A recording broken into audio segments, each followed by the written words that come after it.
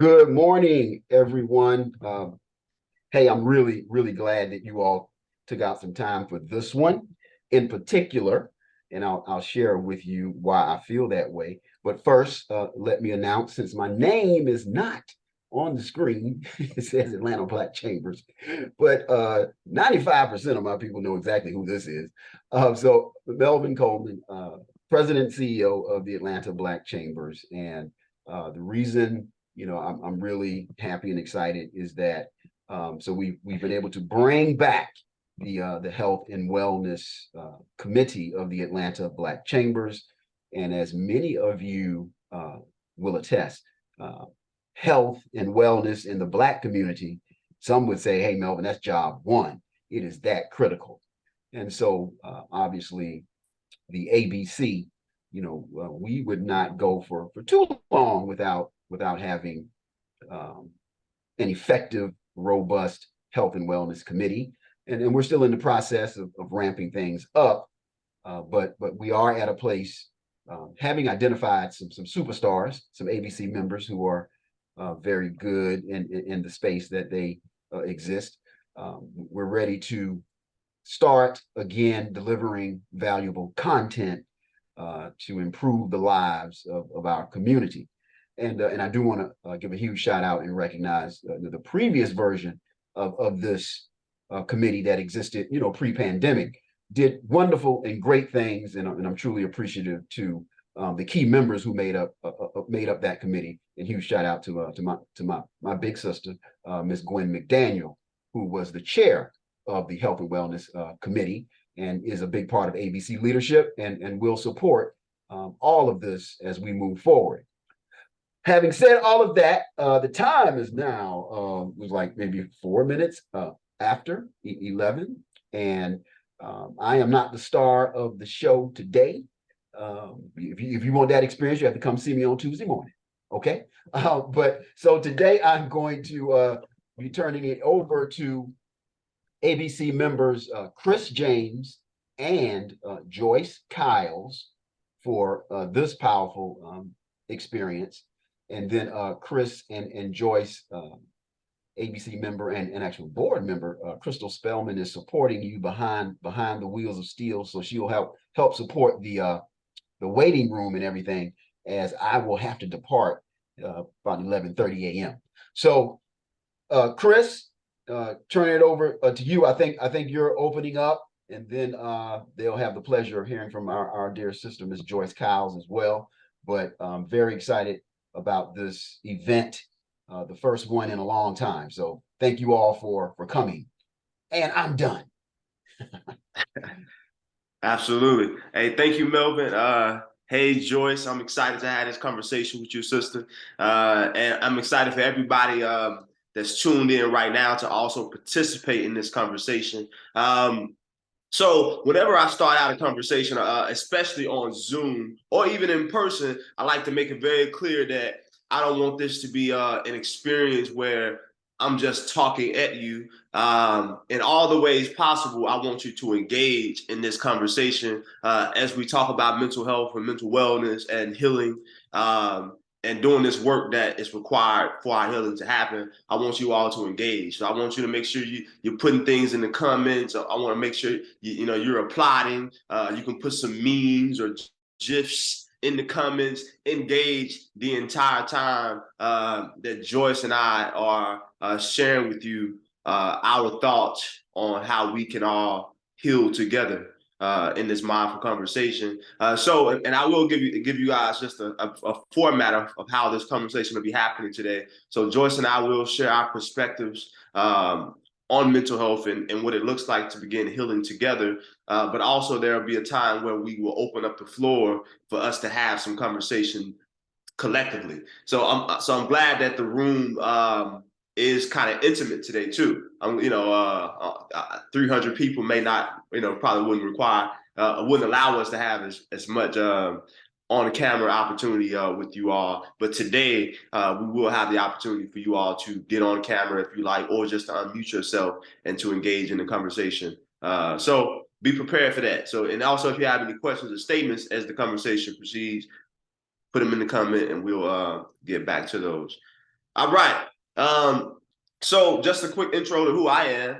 My name is Chris James. I am from Little Rock, Arkansas. I've been here in Atlanta since 2017. The hat that I wear as a mental health practitioner, I am a mental health first aid instructor, meaning I can help any of you 18 or older to be certified in mental health first aid. And for those who don't know what mental health first aid is, it is a national certification through the National Council of Mental Well-Being, where we train everyday people to be equipped to respond to a mental health crisis situation. Again, it's just like CPR, right? When you see somebody, when you do the training to become CPR certified, you're now equipped with the skills to identify when somebody is struggling to breathe, but also you're equipped with the skills to help them begin breathing again. It's the same thing with mental health first aid.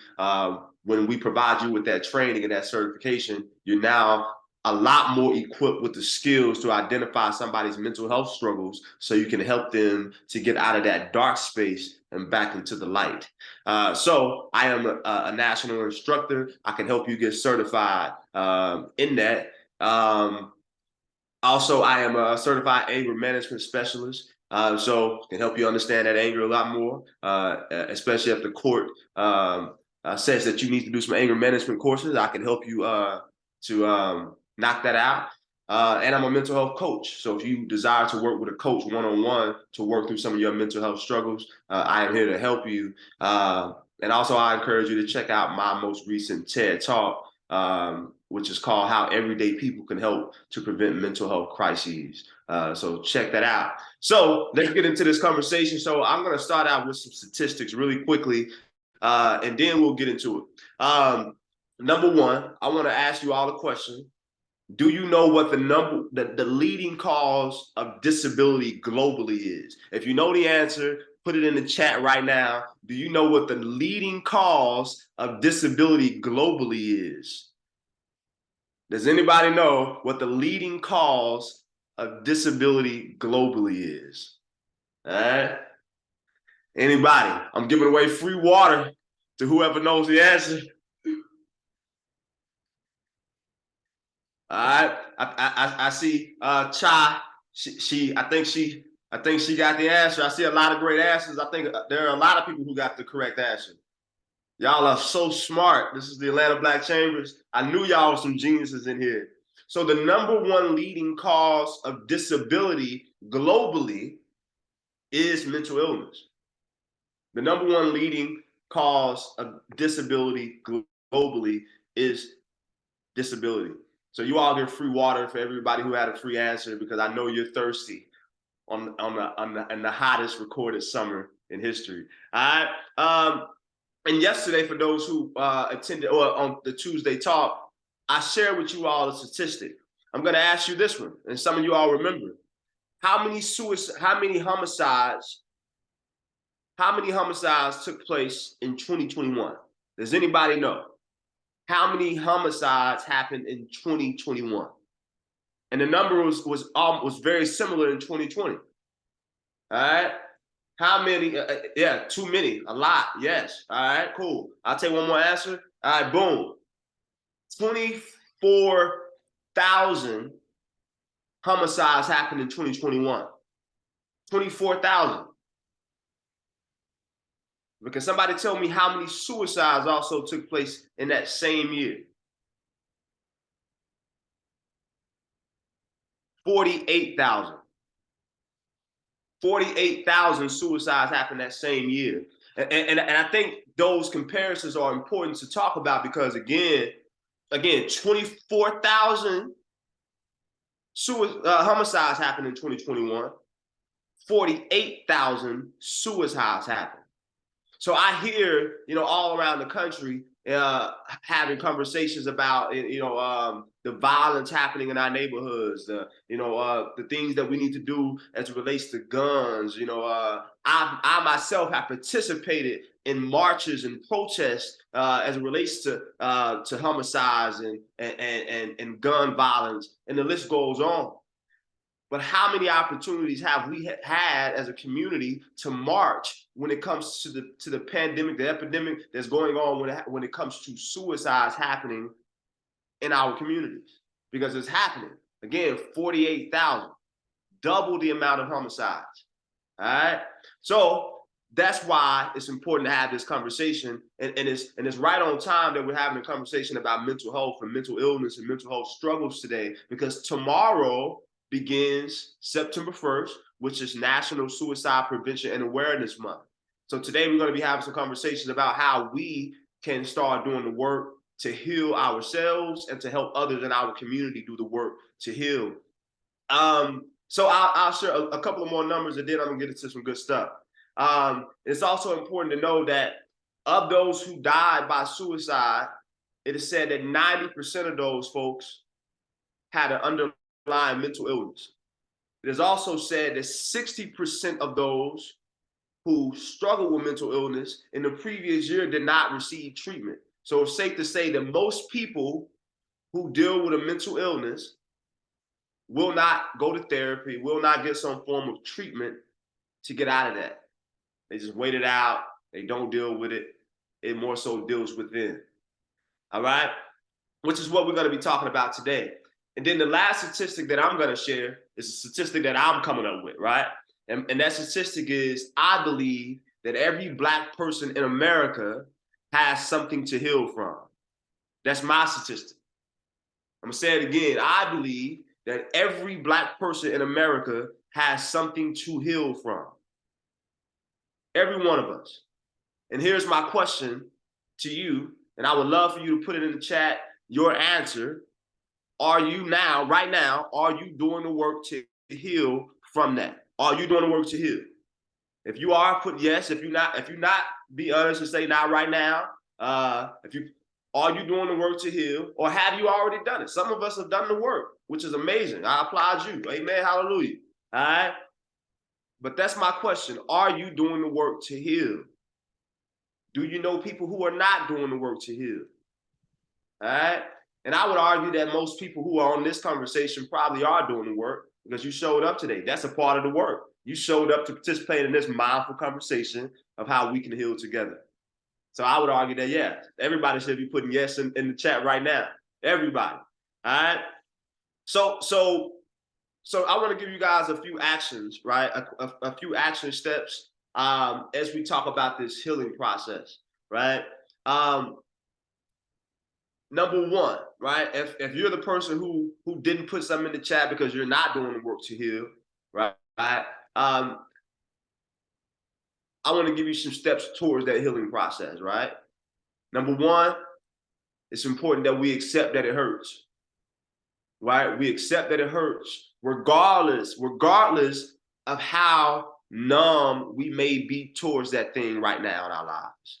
You know, some of us have been dealing with a thing for so long that we're now numb to it. We don't think about it as much anymore. So we think, I must be good. I'm cool now. But I'm here to tell you that if you have not intentionally addressed that thing that you were hurting from, that pain that you experienced as a child, that grief that happened recently, and that grief could have been from a breakup, from a relationship, that grief could be from somebody transitioning from this life to another, right?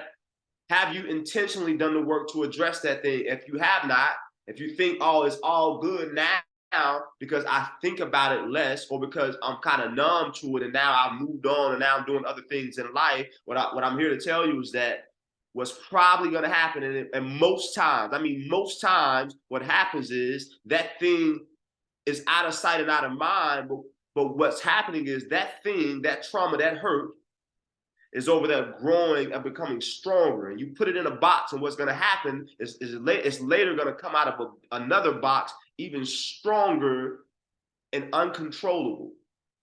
You're not going to be able to manage it. You're not going to be able to respond to it in a healthy way because you just put it away in a box. So number one, in this healing process, I want us all to accept that it hurts. Accept that it hurts.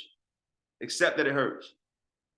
Number two, I want you to get off the couch. I want everybody to put in the chat GOTC, GOTC. Number two, what we're going to do in this healing process is get off the couch. And I'm going to explain to you what that means. I wrote a book called Get Up, Get Out, and Get Some Healing. The foreword was written by Dr. Curtis Jasper. But in this book, Get Up, Get Out, and Get Some Healing, there on the front cover, there's a man on the couch, and he is sinking in the couch.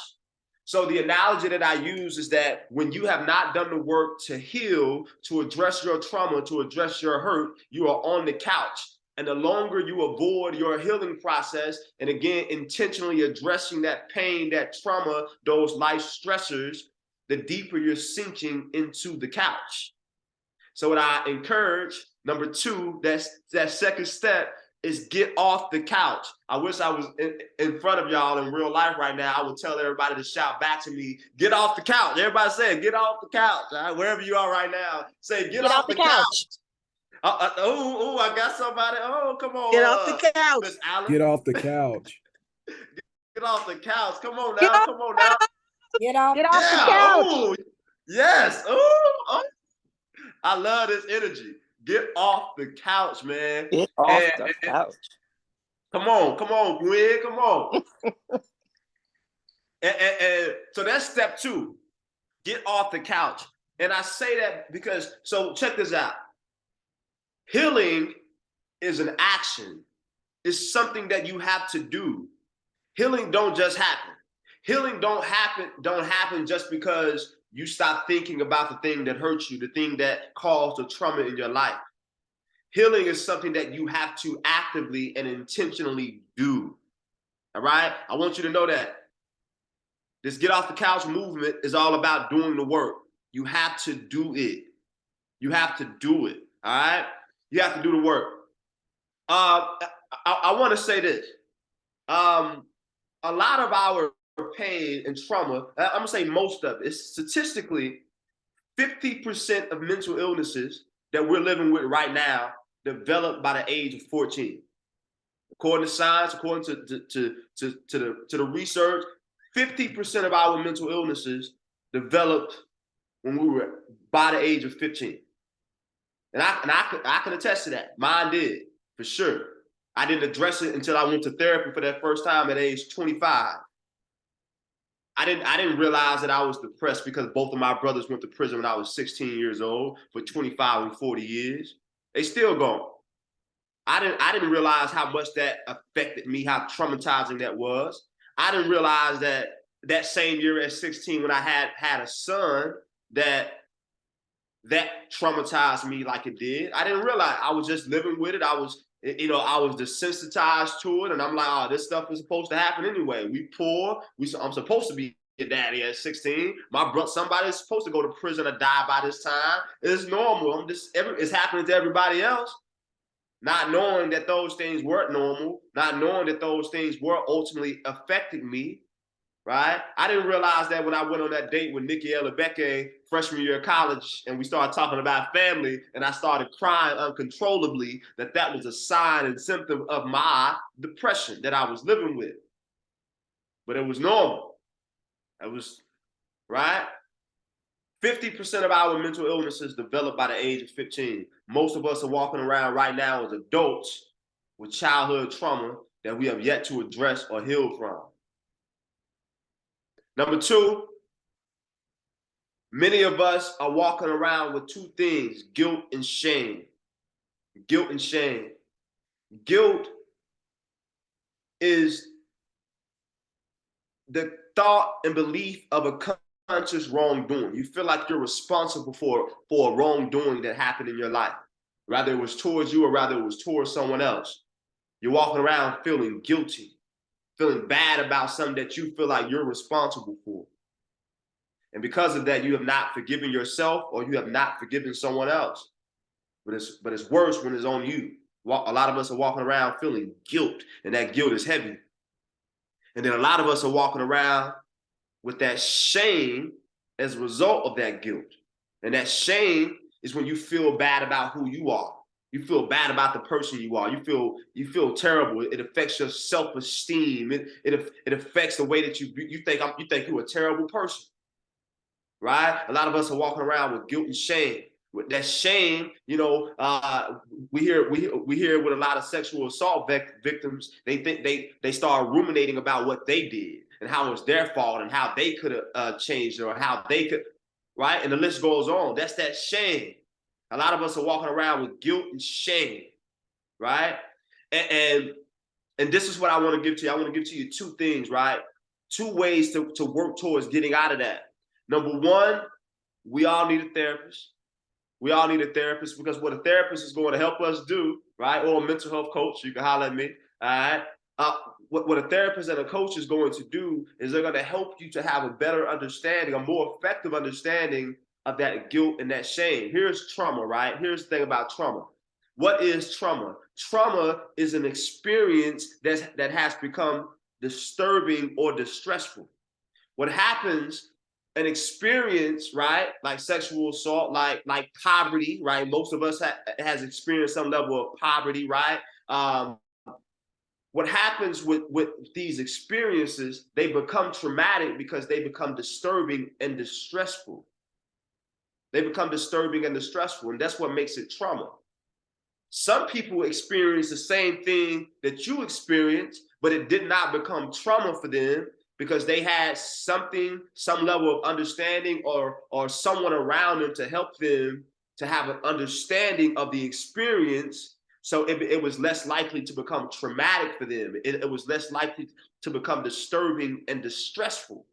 A lot of our experiences have become trauma because we dealt with them with a level of ignorance, right? We didn't understand what it was, so we concluded what that experience was on our own, especially if we're children, right?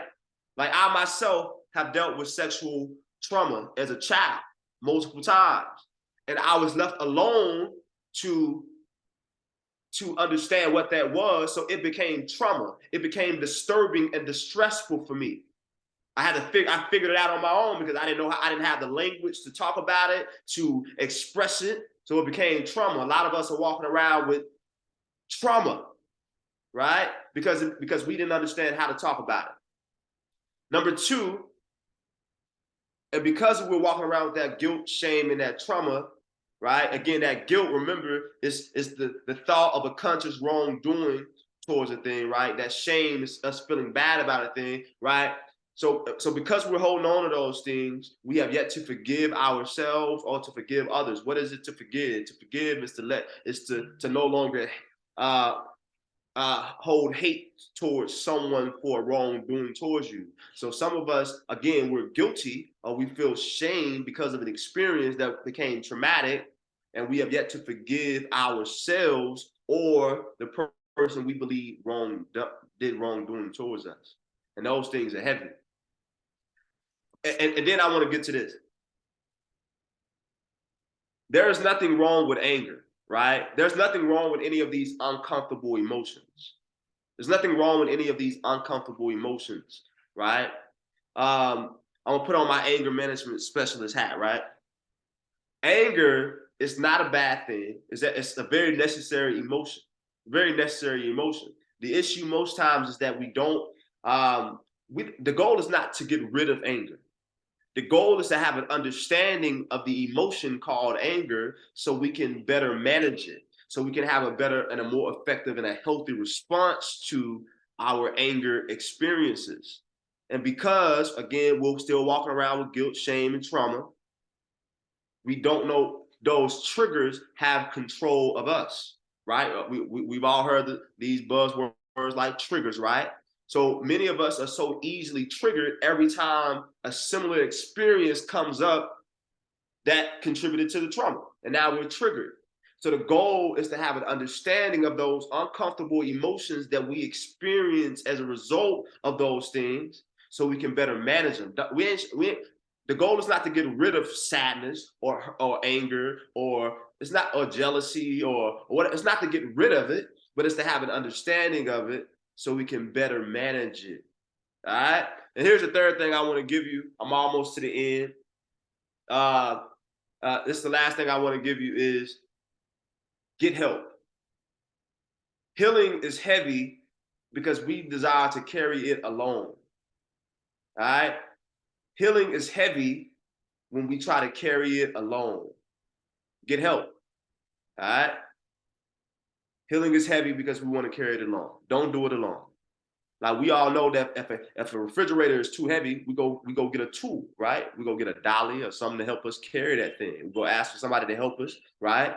Same thing with our mental health struggles. It's only heavy when we try to carry it alone. Get help. It's cool. All right. Get away from the embarrassment, the shame. All right. Get that help. We all need each other. All right. And as I get ready to close, I want to say this. Joyce and I, we had a conversation about how much we need each other as Black men and as Black women, right? I'll say this. The first time I went to therapy is because a Black woman. First time I went to therapy is because of Black women. We need each other. Black women, we need y'all. We know that men are 4 times more likely to die by suicide than women, right? These are real numbers.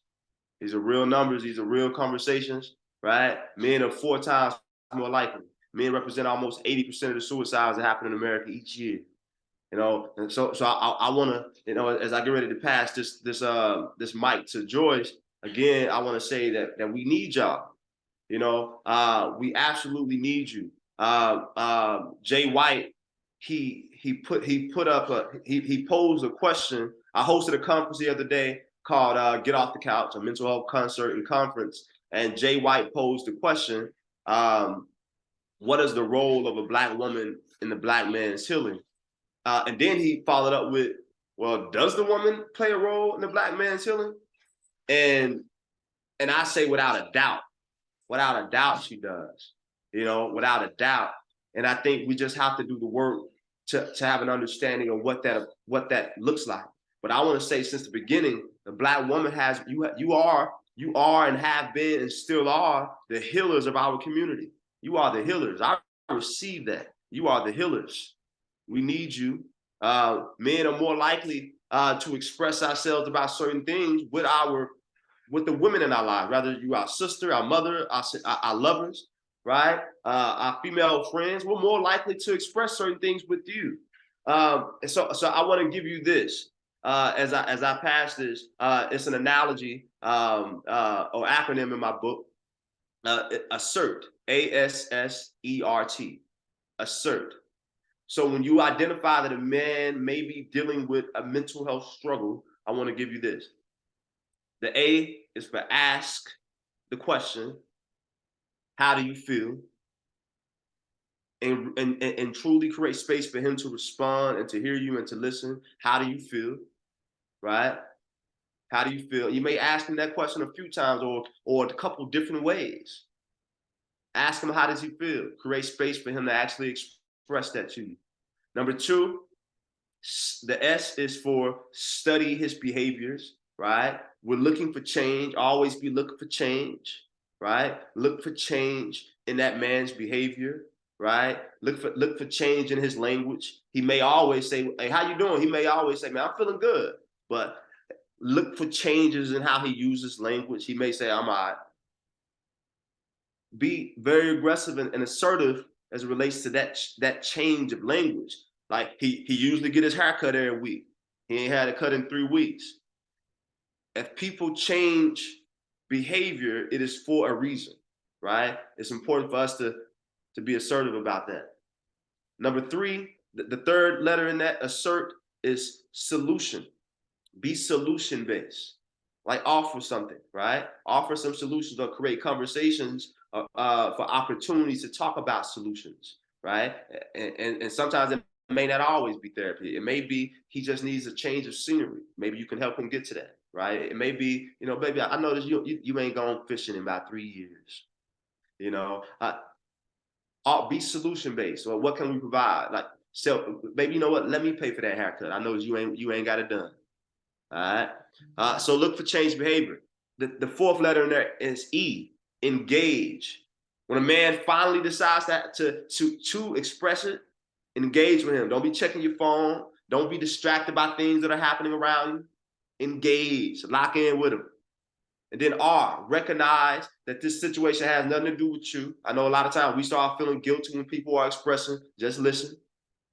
Engage. It ain't got nothing to do with you. Don't try to make it about you. Don't try to allow it to be about him and only about him in that moment. And then lastly, that T is trust their truth, right? It's not for you to try to understand it. It's not for you to try to overanalyze it or be super logical about what he got going and what he's expressing in that moment. Trust his truth. Trust his truth. And that's what I got for y'all. Again, when a man is struggling with his mental health, assert, ask questions, study his behaviors, his mood, be solution-based, engage with him, recognize it has nothing to do with you, and trust his truth. And that's my TED Talk. So thank y'all for listening. I'm going to pass this to my sister now, the amazing Joyce Cowles, as she blesses us with even more greatness. And then right after that, everybody, again, we're going to have some Q&A, and we're all going to have some conversation with each other. And thank y'all for engaging in the comments. All right, Brother Chris, thank you. Can we show some emojis or some hand claps? Thank you so very much. You know, I'm here to share, but I'm also here to learn. And, you know, this is my second time with engaging with you in this space. And again, learn some new things. So I think that we can always learn as well as share. So thank you for all that you shared. For those who don't know me, my name is Joyce Cowles. I am an international speaker, published author. I am certified in mental health, wellness, first aid, alongside of Chris. And I am not an instructor, but I have been certified in the program that he is speaking of, and I have been since 2014. So I continue to get my certification renewed. I have been in Atlanta for almost a year to the day now at this point. So I'm originally from Chicago, Illinois. I lived in Memphis, Tennessee for about 20 years, and then we moved to the Atlanta area. So I am loving being here, enjoying being here, and being able to interact, and being a part of the Atlanta Black Chambers has definitely been a professional and personal joy to connect with so many like-minded men and women. So I bring you greetings from a bit of everywhere, and talk, speak, and train on a number of topics, including mental health, mental illness, DEIB, and transition, and all things transition. And so to just lift up a couple of points that I noticed early on in the chat, and so Chris, I'm sure we'll have an opportunity to kind of go through, because one of the questions that was asked was about getting certified for that program and how a person can do that. So I know the link will be definitely welcomed and appreciated. And then also the question was asked about how many Americans dealing with mental health. So I want to share these couple of statistics with you, and then really get into the meat and potatoes of what I bring to the table as the woman showing up in this mental health space. So those statistics are 22.8% of US adults experienced mental illness in 2021. So that's roughly 57.8 million people. This represents about 1 in 5 adults. An estimated 26% of Americans ages 18 and older, they suffer from a diagnosable mental disorder in any given year. So I wanted to lift that up because I did see that someone had asked about that. And of course, Chris will share that information about how you can get registered. And as I said, I too am a certified ICF trained coach. My areas are in leadership and transition. So, and I'm all things life and thriving skills. That is where I live and how I live. The first book that I wrote, and I have written 3, and I am a 2-time Amazon best-selling author. My third book was really more of a workbook that I wanted to share with people on health and healing strategies. But the first book that I wrote that I think is relevant to our conversation today is called Restoring the Whole in My Soul. And whole is spelled W-H-O-L-E, purposefully so, purposefully so. because I wanted to talk about the whole purpose, the whole person. I wanted to explore what it means to heal holistically, and that in order to heal in one area, we need to be concentrating on all areas in some way, you know, whether it is and healing together and what healing together looks like. So in order to heal together as a community, we have to work on what it means to heal together within ourselves, mind, body, and spirit. And so a lot of what I wrote about with restoring the whole in my soul was actually in part my experiences as a survivor of domestic and financial abuse. And so we don't think about, when we tell people to leave an abusive relationship, an unhealthy relationship, it can even be one that's related to work. We tell people to leave, but we don't tell them how. We don't give them the tools and the necessary resources to go. We just tell them to go. Okay, most people who are going through some type of trauma or abuse or stress, they know they're going through it. They don't need you to tell them, girl, you need to get out of that relationship. You need to leave that no good individual. We already know this, but it's like, when you leave, now what? Because when you've left the physical, you still have all that mental garbage that you have to deal with. You still have all that mental anguish that has not been addressed. And so because of that, I decided that writing Restoring the Whole in My Soul and addressing the holistic person was essential. It's essential to our health. And if we are not healed and helped personally and individually, then getting to that place of trying to help someone else and working together, it's going to be impossible. It's going to be a constant struggle in that. So that is what I bring to the table as a woman of color, as a woman who has now since started her own business and teaches and speaks and trains in helping people to understand the differences between mentoring, the differences between what that looks like as it relates to being a mentor, a therapist, or a counselor, or coach, because all of those things play different roles for different reasons. And so one of the things that I wanted to say publicly and openly with Chris is that I love the fact that he opened up by sharing these necessary statistics, because, you know, we can talk and share and give lived experiences and what have you, but it's something about you all seeing those numbers, those real time, real life numbers, hearing those statistics and putting some truth to numbers, so that it's not just he sharing his experiences or me sharing my experiences, that no, there is actually quantitative data that supports what we're talking about. So from a woman's perspective, I want to share that healing for us looks different.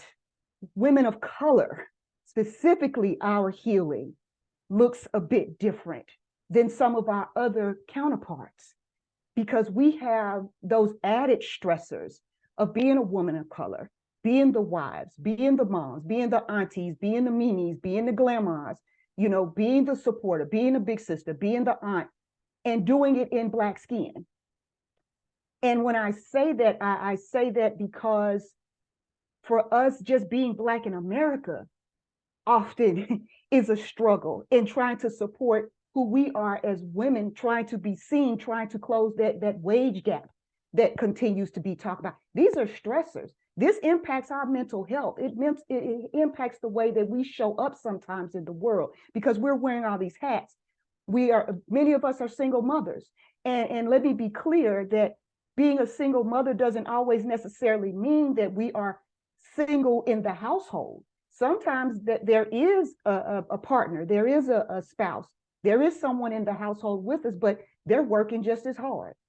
And so while they might be physically unavailable, they might financially be providing, but there's a certain mental stress that goes along with that person not being physically present with us and showing that support with us.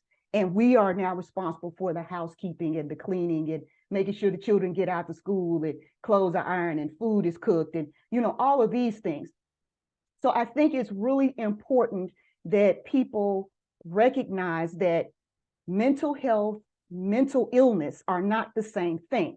And that's sometimes it gets intertwined and we just assume one means the other. When we're talking about our mental health, we're talking about, you know, our emotional stresses and things that we tap into in that space.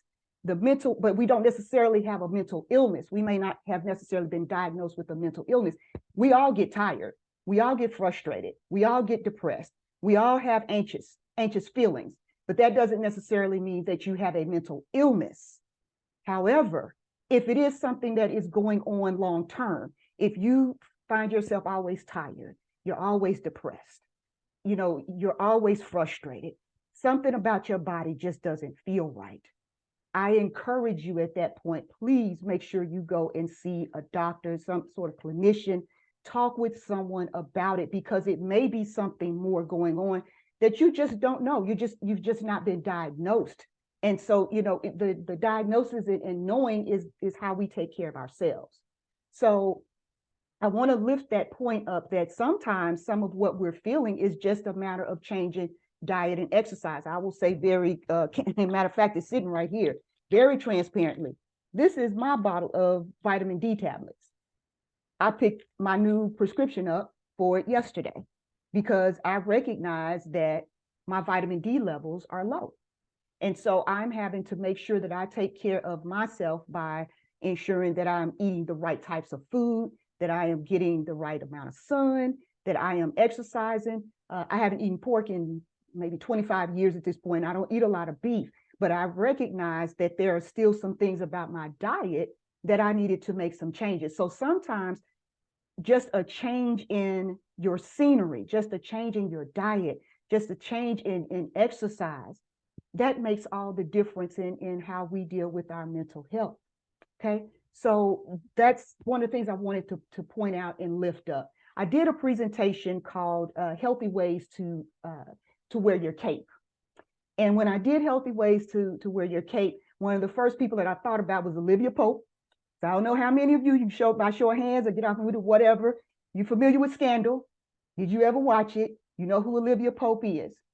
Okay, so I see some hands, right? So I know there's some awareness about how I come through Scandal. That's right.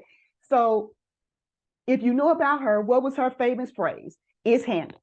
It's handled. And she was always fierce, looked very good every time. Well polished, well manicured. I mean, had the white coat. I mean, I wanted the trench coat after that. She really, really set the bar for, I'm going to take care of it. I'm going to do it all. But you know what happens when you're trying to do it all? There's these exaggerated expectations that come over us that we're expected to handle it all.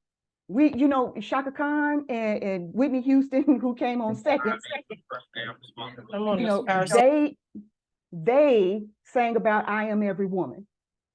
So if there was, depending on how old you are, you've heard the jingle that used to come on the television about how, you know, I can fry up the bacon, you know, I can bring on the bacon, I can put it in a pan and never ever let you forget you a man. Like all of these things that we are expected to do as a woman.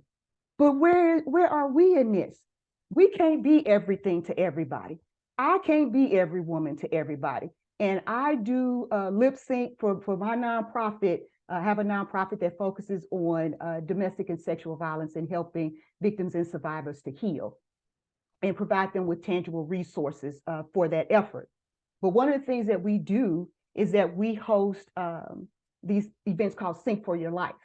And we actually do it with a group that is part of the LGBT community. So some of us come as we are, some of us are dressed in full drag. It is a way of self-expression. And we have fun, we laugh, we sing, we joke, we do all the things. And my song is I Am Every Woman. That's one of them. But y'all, it is only for the purposes of us doing that show. Because when that's over, I recognize I can't wear all the hats. I'm not going to try to wear all the hats. I used to. And I think about all the things that I am involved and engaged with now. And I need to release. So that is one way that I release. So in my suggestions of things that I would encourage you to do is find something that is fun, engaging, uplifting, and different from the things that you normally do that will help to shape your mental health, your mental wellness, your overall well-being, and do it with some other individuals. You don't have to do any of this alone. I encourage you to go to therapy, go to counseling, you get a coach, talk to somebody, share. One of the best things that ever happened to me, that I heard Chris share something similarly in terms of how he decided that he needed to go get some help and get therapy, and that was a woman. I often share that my now husband is the reason that I decided that I needed to go and get some help. Many years ago, when I was going through my domestic violence and my trauma, when I went through that trauma and had gotten out of it, I had a habit of always doing this. And when I talk, and if a voice got too loud or what have you, or if I was feeling uncomfortable, I did this. This was a way of comforting me. I didn't realize it, but I was always doing it because I felt that there was a lack of love missing somewhere. And this was a way of hugging and loving on myself. And I didn't realize it. But my now husband, 3 weeks into our friendship, and I actually wrote about our relationship in my first book, Restoring the Whole in My Soul, because we were set up. We got set up at a work. He was coming in, and it's important to share this backstory. He was coming in to do some work for some other clients. I was actually helping a client. He said, "Excuse me, I need some help." I told him, look, I'll deal with you in a minute. I was literally doing this. And he said, "I promise I will be just a moment." And I looked up, and here was this 6'4", gorgeous man with these eyelashes that we buy. And he smelled great. And I realized in that moment that, oh, I'm not as broken and hurt from my last endeavors with a man, my last relationship, this marriage that did not work. Because at the time, though, I was losing my house. I'd already been in a car accident, so I didn't have a car. And then we just found out that we were downsizing, and they were about to lay off 230 plus of us. So the last thing that was on my mind was a man of any kind for any reason. So I had a lot of mental trauma going on at that time, and still trying to process the fact that I had been abused. And I didn't have any family in Memphis. My family was my children. So I'm sharing these things really transparently, because you never know the angel that you're entertaining, and you never know the angel that is entertaining you. That man turned out to be my angel, because when I did acknowledge him and I did help him where he needed to go, only to find out the person wasn't there, I said, "Do you have a card?" He said, "No, don't worry about it." I said, "Are you sure, your name, whatever?" He's like, "No." He left. Well, my friends, well, who was that? Who was that? I don't know. Probably won't see him again. Didn't worry about it. 2 weeks later, I come back from lunch late. Why am I late? They getting ready to let us go anyway. What y'all gonna do, fire me? So they said, "Well, you got somebody out here to see you." And I said, "Well, I don't see anybody out here but that man that was here a couple of weeks ago. That's who wants to see you." I said, "For what?" "Girl, I don't know. Just go talk to him." So I did. And I said, "Sir, hey, I was told you need to see me about something. How can I help you?" He laughed. He said, "Ma'am, those women back there told me that you needed to see me." And at that time, we realized we have been set up. I didn't even know his name at that time. Asked him his name. I gave him mine. Went to the back office. We started talking. And at that point, I realized that, okay, I still feel, I still care. And I'm sharing that because I want us to realize that even in our brokenness, there is still parts of us that have this desire and this need for connection and need for healing. We want to heal. Most of us are not walking around in this space of not wanting to heal, not wanting to hurt, not wanting to feel pain. We just don't know what to do with it. We don't know how to process it. We don't know where to go. We don't know how to get started. And so that's what I bring in my coaching. That's what I bring in my presentations, is the ability to help people to understand why they're hurting and where to go for help, and to do it in a safe, transparent, non-judgmental type of way, because that is what we need. And that is the reason why so many of us will not go and get help. It's why we don't seek it. It's because we don't trust. We don't trust other people because we're still working on how to trust ourselves. that we've made some mistakes. We made some errors. We chose the wrong person. And because of that, now we just sit back and we just feel like this is our destiny. This is our life. This is our expectation. We can't expect to feel better. So we find ways to know and lull the pain rather than addressing it for what it is. So I would say in my closing, because I want us to have the opportunity to talk and to share, as Chris and I have talked about, we really want this to be not just us talking and sharing, but for you, to offer questions and make this an open form of discussion. But when you come from a place of poverty, when you come from a place of scarcity, when you come from a place of abuse, a place of trauma, when you come from spaces that do not educate on purpose, especially among us in the Black community, it's a lot of things that we don't know because we are purposely not taught. We are purposely told what happens in the house stays in the house. We are purposely told that go work your 25 years and get your toaster or your gold card or your gold watch or whatever. We're not taught about entrepreneurship. We're not taught about what it means to work together. But we do hear a lot about crab in a barrel mentality. And that impacts our trauma and our frustrations and our ability to deal with our health and wellness. So these are things that I want, whether it's this conversation or other times, and we encourage you to join the Health and Wellness Committee. Get on this committee and get part of this. Be a part of this. Chris and I are two of many. We just happen to be the two that were chosen today. But I want to close with this. How many of you, by show of hands, or just or get off of mute or whatever, how many of you are familiar with who Cheslie Kryst was? She was 2019 Miss USA.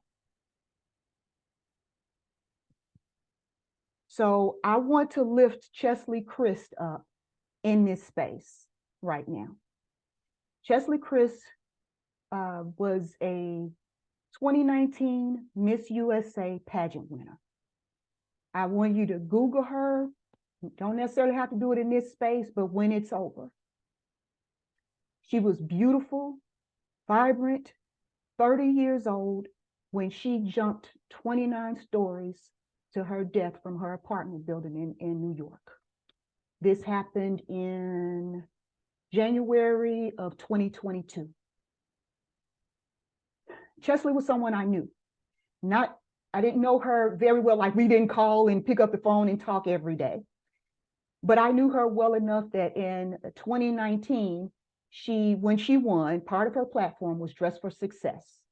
That was one of her things that she loved and enjoyed being a part of. Cheslie was a successful attorney. She was a successful athlete, a beautiful, extremely beautiful, inside and out, had an 8-pack. I hadn't seen, I know lots of folks with 6-packs. I hadn't seen too many with 8-packs. So when I say that girl was bad, that was a bad sister. Hair, beautiful, long, flowy hair. Aesthetically, she was just the whole package. Wonderful writer. She was an expert, she was a correspondent for Extra television. So, the Extra that comes on TV, she was one of their correspondents. And so when 2019, when she won, she came to Memphis, Tennessee, and she was our guest speaker because at the time I was working with Dress for Success Memphis as a program manager. And so Cheslie came as the keynote speaker and I was the secondary speaker. And so we had a chance to not only bond as speakers for the program, but prior to, we had done some promos and, radio, TV promotions and that type of thing. And she said to me, she just wanted to go and get some barbecue. And so she told the executive director that, and I knew this great little, we call it hole in the wall, but it is world renowned Cozy Corner. So if you're in Memphis, you go to Cozy Corner and get your barbecue. And that's where, we took her. So she and I rode together. So I'm driving and we're talking and we're having these great intimate type of conversations. And I did not realize how much it mattered to her and it mattered to me. that Chesley was just Chesley during that time. So when we got to the restaurant, and now some of the other members of the Professional Women's Group, or PWG as we affectionately call them, all of us are now together, and is Miss USA this? And, just different people, because now folks are recognizing, who she is. And I said to her, I said, Chesley, do you ever get tired? Have you gotten tired of, Miss USA, Miss USA, Miss USA? And she said, you know what, Joyce? Sometimes I just want to be Chesley. I just want to sit back and just be Chesley. And I thought about that in the sense of, yeah, I'm sure, some days you get tired, but knowing what I know now and her decision to commit suicide, I never considered that she was going through a lot of mental anguish, because yes, now she's famous and everybody knows who she is, but all these people are pulling on her. And the hate that she received because she was a Black woman who won, and you shouldn't wear your hair like that, and you're too small, or you're not white, you're not who we're used to seeing. And the hate was deep, y'all. The hate and the things that she would receive publicly was deep. See, all we see is the aesthetics. All you see is the fame. All you see is the opportunities to speak and talk, and it's a lot of pressure. I remember just having a little bit of pressure that I did, and I won our college pageant at Arkansas State University, and I remember the stress of that. So I can't even imagine being on a global scale. So her decisions on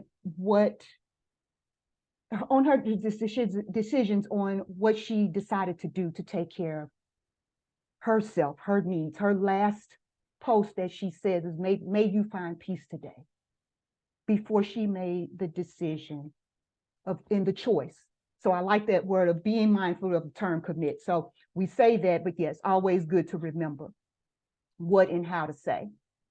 But her decision of suicide was hers to make and hers alone, and it is not for us to judge. It's not for us to judge, and so many people did. And so that was, yeah, she absolutely died by suicide. And so thank you, Jennifer. So I wanted to leave you all with that, because you don't know what a person is dealing with. You don't know the person who is beside you. You don't know what they're experiencing. And it's important for us to be mindful of language, to be mindful of gestures, to be mindful of how we're showing up, to be mindful of supports or lack thereof. It's just important to just be human, to show human kindness, to show human compassion, to go and get help. And that's not always easy to do. So we'll tell you, go get help, go see a therapist, go see a counselor, but everybody has to come to that in their own way. But what you can do is have loving conversations with people when you see that they're in trouble.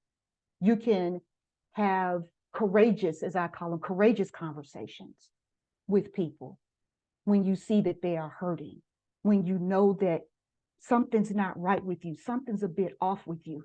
And as much as I loved Olivia Pope and wearing a cape, girl, take that cape off, go to a beach, lay it on the ground, make you a picnic basket and sit on it and rest. Get on your couch, cover up with it and take a nap. Naps are our friends. And as I gave in one presentation, sometimes you need to just burn the cape all together or create and make you a new one. Put some new energy in it, that new cape. Give it new life.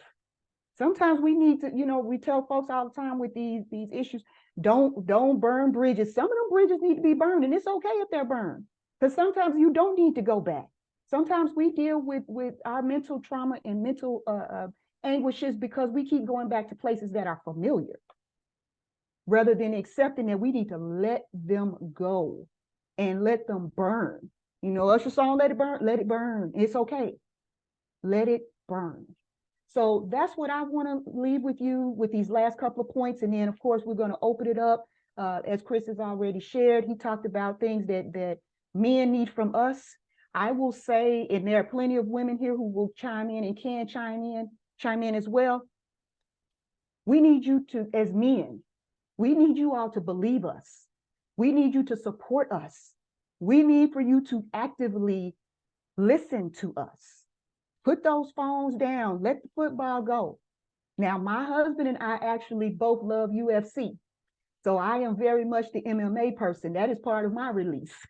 and people say, you know, that's how your mental health. Don't judge me. Don't judge my mental the ways that I take care of my mental health. We went to Las Vegas a couple of weeks ago. Actually went to the UFC gyms. We got in the gym, was able to take pictures and hang out. Met some of the fighters. So I just want to lift those things up. You find what works for you, but tell somebody. When I talked about my husband and I shared about my husband, it was my husband who said, Joyce, you are a nice person. 3 weeks into knowing me, you funny, you nice, you very smart, you got a lot going on that you could do and be and have, but you carry yourself like you've been through something. And I don't know what that something is, and I don't know how to help you, but I want to help you. Let me see who I can connect you with that can help you. Y'all, I was mad. I did not receive that well because I thought in 3 weeks, you just met me. How you going to tell me something wrong with me? That was really my attitude because I was still so angry and so hurt and frustrated about all the things that I shared with y'all because those were all real things for me at that time. But when I had a chance to really sit with that, I said, this man is absolutely right. And that is when I went and started getting some help. That is when I started going to support groups because it's important for us to talk to, but we also have to be mindful of who we talk to.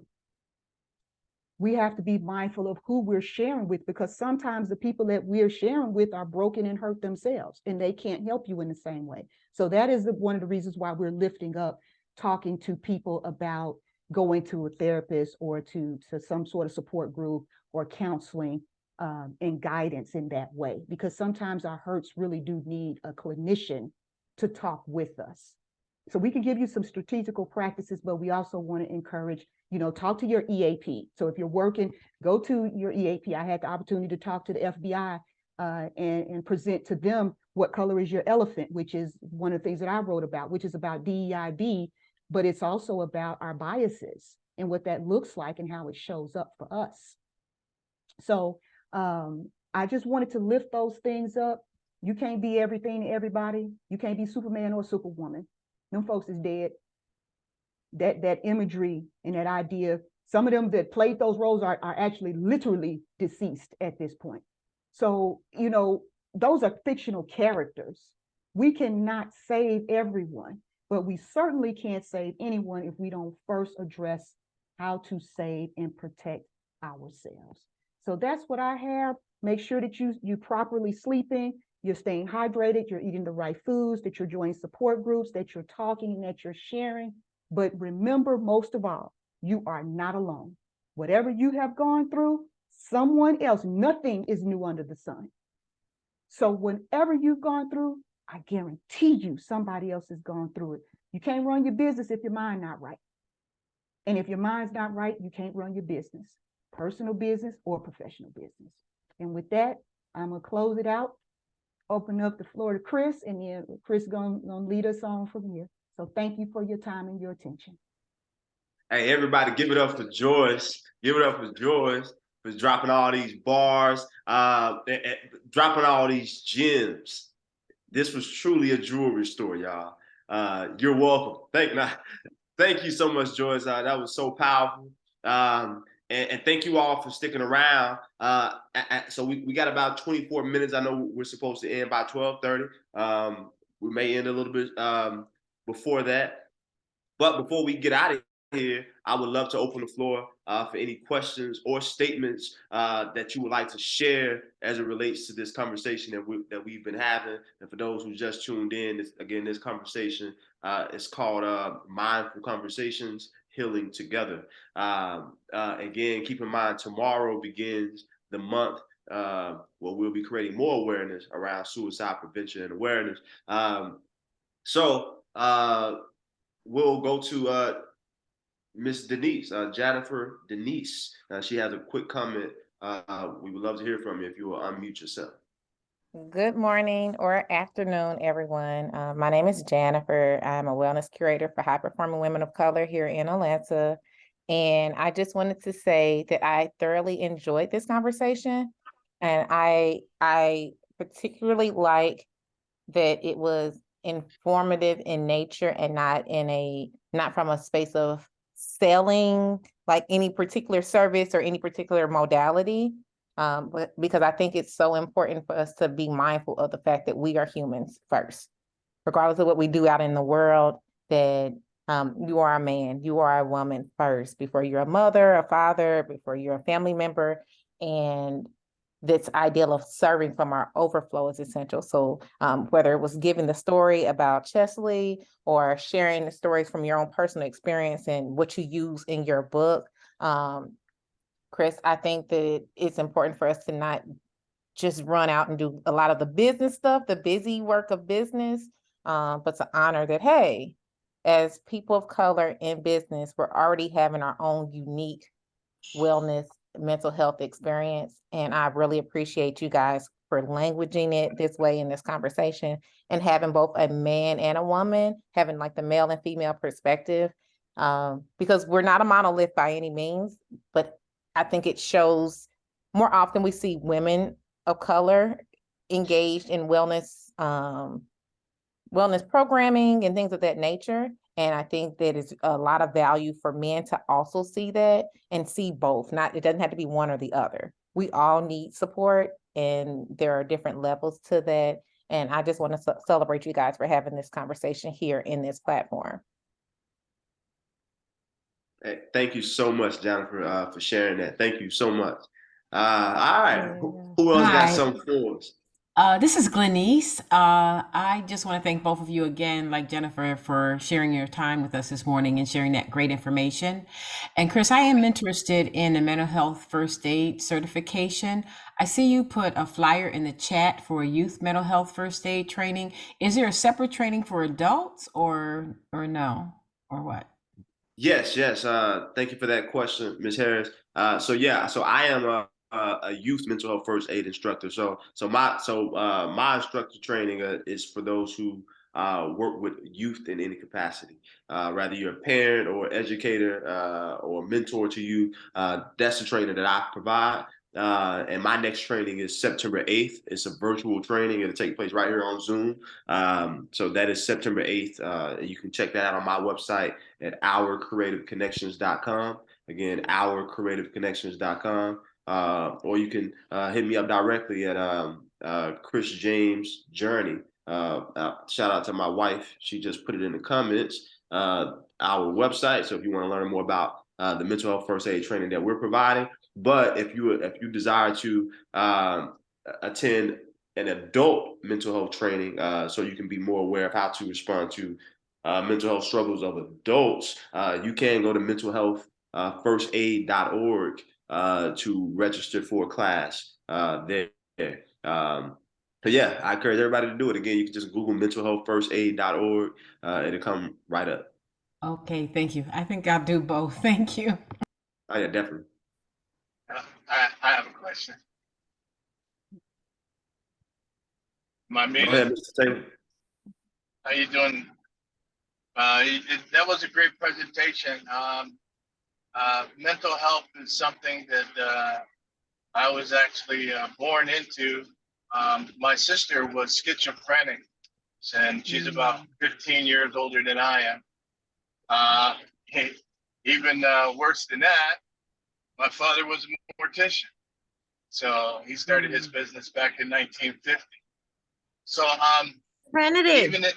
even in today's world, my two boys had my one son, he was on pills and things of that nature, and Neurcron brought him back to life.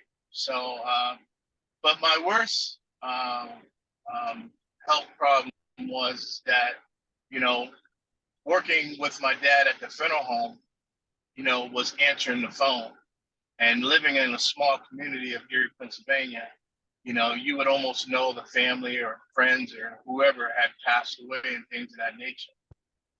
Well, even still today, I still sometimes have that fear. Like my sister calls me on the phone, and it's one of our relatives that passed away, and I'm like, sis, you gotta quit calling me when somebody passed away. You gotta call me and at least say, have a good day or something of that nature, or how are you doing? You can't be calling me when people pass away. And it puts a fear factor into you. So the presentation today was, it was on time. That we live sometimes with skeletons in our closet, and it is worth bringing it to the forefront and talking about it. So I definitely greatly appreciate the presentation for today. Thank you. Man, thank you so much, Mr. Taylor, for sharing that. We're gonna go to I think Sabrina Madison had a quick comment, and then we'll go to Miss Allen right after that. Yes, good afternoon, everybody. Please forgive me. I don't know how to put my picture up there.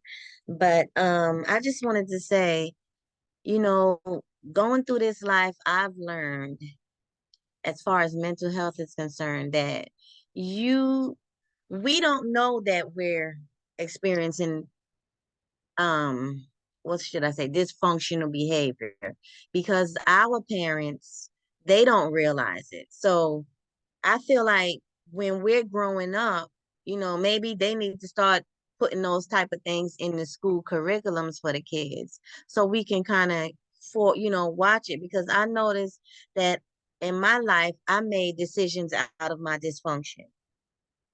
It didn't turn out to be the best decision, but to me, I thought it was.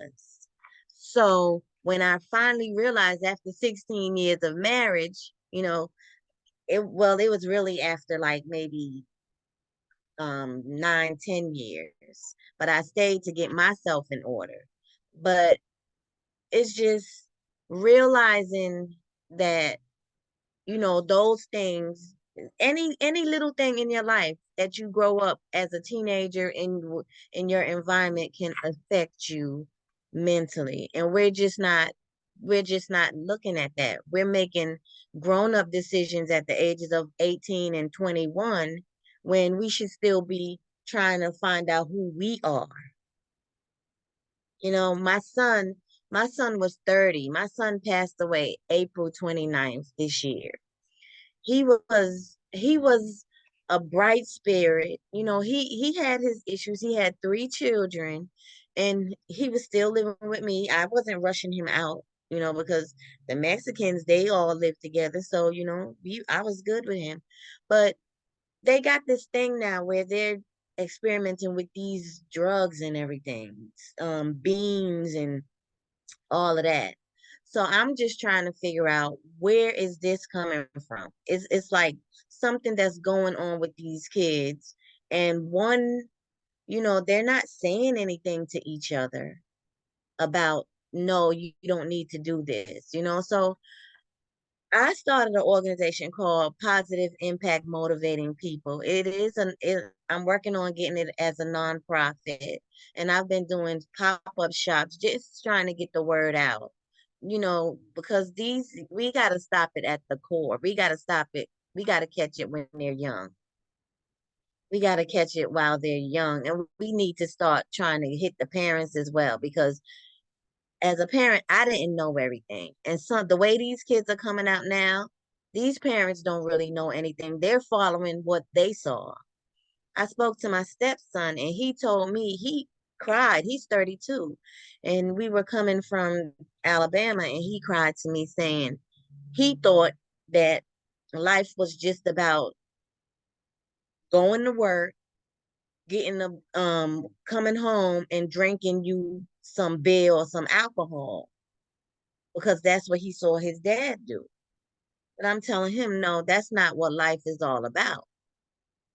So, we have to really dig deep. I think whatever power source they listening to, because they talking about EFI, and everybody's just, it's like they were saying, maybe the dark side is winning, but we can't let that happen.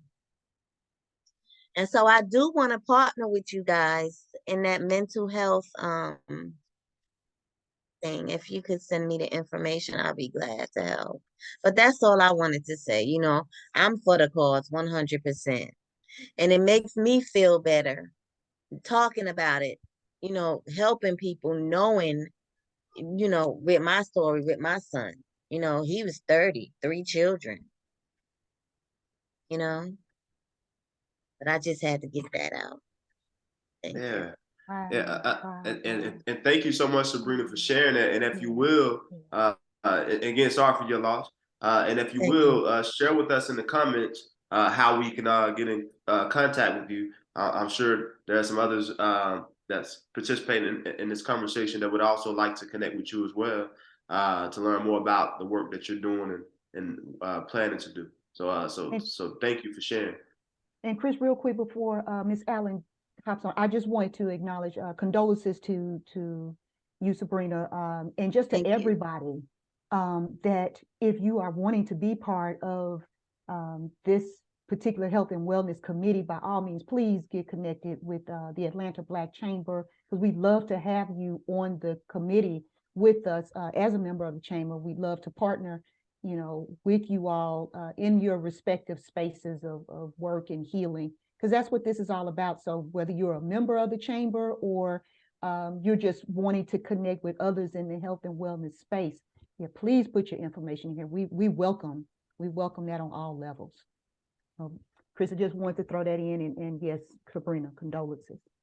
Yeah, Thank you. and that is, and thank you for saying that, Joyce, because it definitely slipped my mind.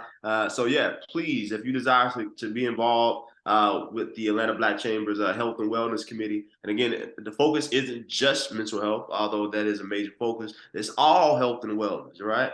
So if you desire to be involved in any capacity as it relates to health and wellness, even if you're not a health and wellness professional or expert, but you just want to be involved and contribute ideas and ways that we can make impact, whether it's a virtual event or rather it's something that we do in person or whatever. I'm sure you have some type of ideas that can contribute to the health and wellness of our community. So please get involved. Crystal Spellman just put in the chat the email to reach out to if you want to join the Health and Wellness Committee, so you can be added to that email list for the next time we meet. Yeah. All right, Miss Allen, talk to us. Good morning. I just pretty much wanted to echo and ditto all that went before me and say thank you for having both the male and female perspective, and know that I enjoy this conversation because I'm a big believer that without your mental health and awareness, you can't survive in business, right? And even if you started, the maintenance and the growth comes from you being mentally healthy and sound. So thank you guys for presenting in the way that you did and offering both perspectives because it's important. We can't have one without the other. And so what I wanted to ask is, can we, and kind of, I don't know the young lady who just spoke, but it's like the next step, or how can we identify some of maybe 3 highlighted points? How can we identify when someone is having mental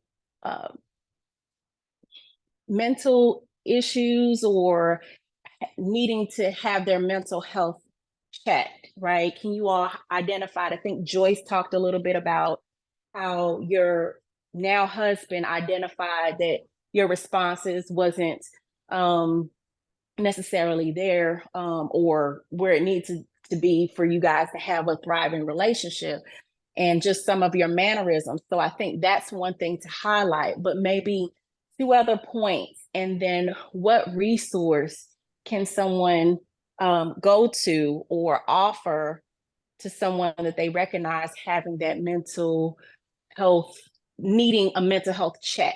Not saying that something is wrong with them, but just having someone identify in love and care that there is some mental health concerns that they may need to address. Yeah. So I'll offer something. Then I'm sure Joyce has something to offer as well.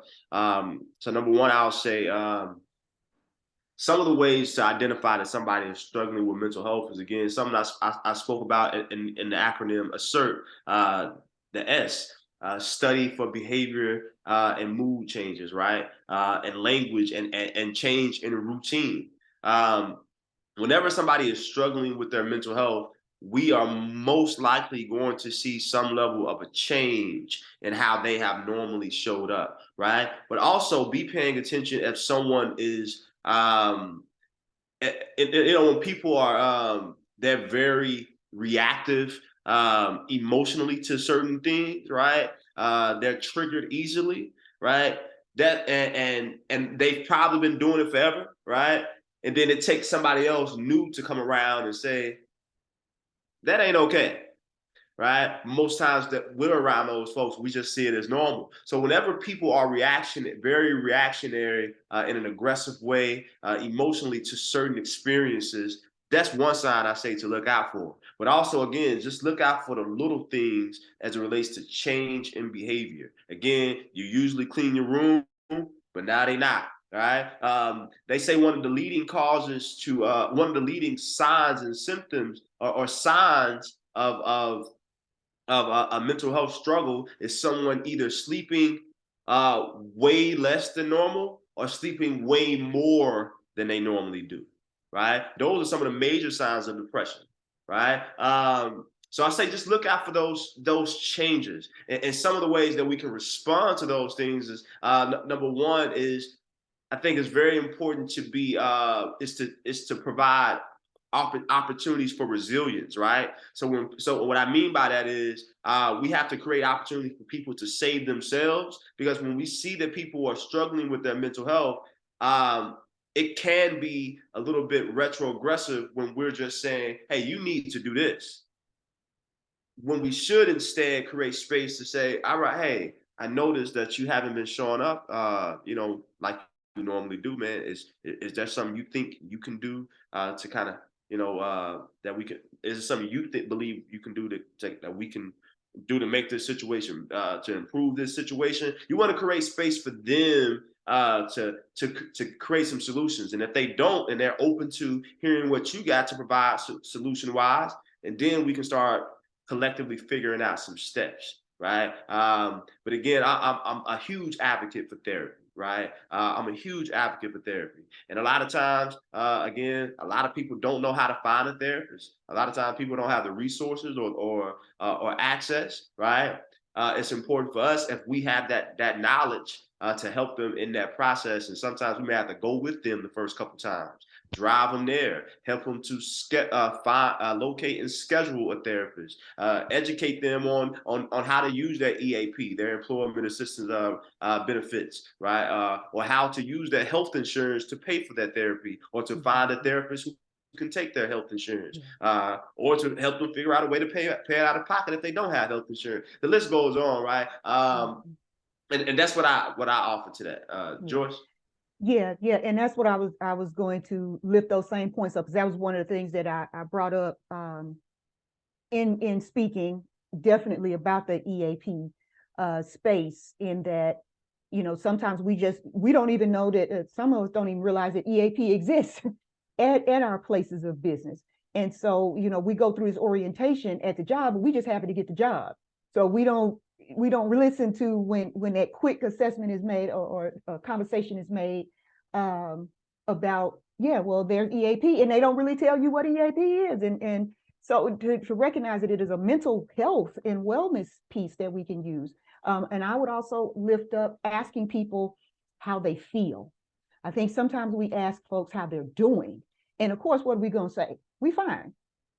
Ask them how they're feeling, especially if you see and you're noticing that there's some things that are not quite right with them, or haven't been right with them. So making sure if they have insurance, and having those courageous, as I said, courageous conversations with individuals about it. Just saying things, I noticed I'm experiencing some things different with you. I'm noticing some things different with you. With my now husband, what he lifted up in me, we were 3 weeks in friendship and just trying to get to know each other as friends. That is, I always say that will be my friend, regardless to wherever life may take us. And we just celebrated 9 years of marriage in the 1st of August. And I know congratulations to Chris too, to you too, brother. I saw that. I saw your post about your photos. Oh, yeah. So I'm sharing that to say that have those creative, those courageous conversations. Listen, actively listen as you're seeing and hearing those things. Encourage EAP, encourage the insurance, encourage them to find out, and encourage them to talk to their doctors and remind them that when they're talking with their doctors, that is a private, safe space. So no one hears the conversation or should hear their conversation except for them and the doctor. So they will oftentimes open up to their physician and not necessarily tell you things. Very, very quickly, because we're almost out of time, what I do want to lift up about medications is be mindful of medications. I know that is something that for folks going through mental illness, be mindful of what's being prescribed, how often, and make sure that you are articulating and talking with your doctors and those of responsibility about what your needs may be. Because when I was going through abuse, I went to the doctor because I was having all these terrible breakouts, and I was given Accutane to take. One of the side effects of Accutane, you have to sign several forms for this, is the extreme depression or suicide. Someone who was going through abuse did not need to be taking a medication because I'm already depressed that may cause suicide. So my skin was blowing. It was gorgeous. People would stop me on the street. That's how beautiful my skin was. And I said, yeah, I'll mess around here and die, but my face is gonna be flawless, but my mental state was all jacked up, and taking that medication did not help. The problem was not the acne. The problem was rooted in what was causing the acne, which was the trauma. If I had dealt with the trauma differently, then the problems that I was having with the cystic acne would not have taken place. So getting to that root cause was important, which meant getting to that drama, getting to the trauma and correcting it. I need that medication. So if you need medication, take the medication, but also look into healthy alternatives. Herbs, medications are not always the answer, but don't exclude them as being part of the solution. Amen. Amen. So thank you, Joyce. Thank you, Joyce. Again, dropping gems. It's a jewelry store here today. So we do have to close out because we are now at 12:30, and we don't want to be the ones that's going over. And so I did just drop my contact information in the chat. So please take that. That is access to all ways to connect with me. Joyce has dropped her LinkedIn, and if you will, Joyce, do it one more time.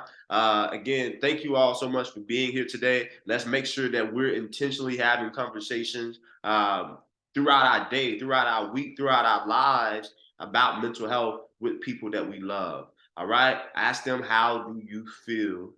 And actually listen. All right. I'm going to do as Melvin turned over the hosting hat to me. So I'm going to do like he does and play some good music as we get out of here. Thank you so much for rocking out with us, y'all. Peace and love.